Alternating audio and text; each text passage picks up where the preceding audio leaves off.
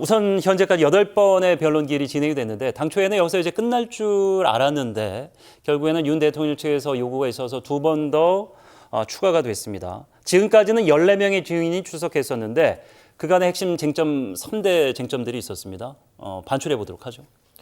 네, 이제 탄핵 심판이 처음에 시작될 때 재판부가 공판 준비기일, 변론 준비기일을 열어서 예정했던 절차는 총 5번의 절차였습니다. 그리고 5번의 절차를 진행하는 과정에서 추가 심리가 필요하다고 판단해서 3차례 더 이제 진행을 했던 것이고요. 방금 이제 앵커께서 말씀하신 것처럼 9차, 10차 변론기일이 이제 추가로 지정이 되었습니다. 쟁점은 크게 3가지로 구분할 수 있을 것 같습니다. 첫 번째는 당시 이제 국회의원, 여당 당대표, 야당 당대표 그리고 국회의장 등에 대한 체포조가 동원됐는지 여부, 이게 이제 첫 번째 쟁점이었고요. 특히 이제 홍장원 국정원 1차장의 메모가 이제 말하자면 체포조의 어떤 핵심적인 근거가 됐었는데요. 이제 이 부분에 대한 어떤 진위 공방이 일단 진행됐었고요. 예. 두 번째는 이제 국회를 봉쇄했는지 여부입니다.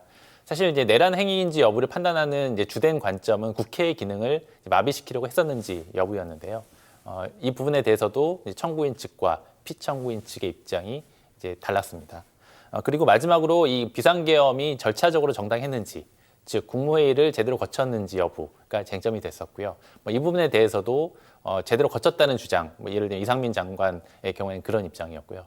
반대로 다른 국무위원들 같은 경우에는 이제 국회에서의 증언 등을 통해서 제대로 국무회의가 진행되지 않았다, 이런 주장을 했었고요. 또 이제 탄핵 심판 과정에서도 그런 주장이 나왔기 때문에 이 부분도 이제 치열하게 다툼이 되었습니다.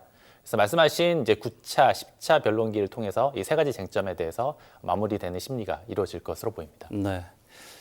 변수가 있긴 합니다만 일단 윤석열 대통령 측이 요구했던 6명의 추가 증인 중에서는 절반이네요. 3명만 수용을 했습니다. 그 얘기는 이제 9차, 10차에서 끝날 가능성이 굉장히 농후해졌는데 왜 절반만 받아들였을까요? 사실 이제 증인을 채택할지 여부에 대해서는 이제 재판부가 이제 권한을 갖고 있는 것이고요. 이제 판단하는 기준은 필요성입니다.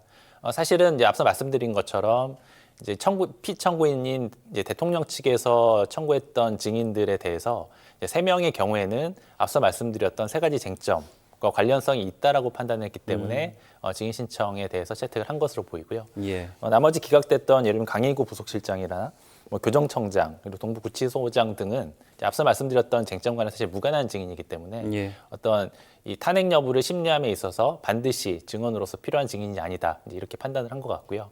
특히 이제 채택된 한덕수 그리고 홍장원 그리고 조지호 청장의 경우에는 앞서 말씀드렸던 체포조가 동원되었는지 여부나 국회를 봉쇄하려고 했었는지 여부, 그리고 국무회의가 제대로 진행됐는지 여부와 관련된 핵심적인 증인입니다.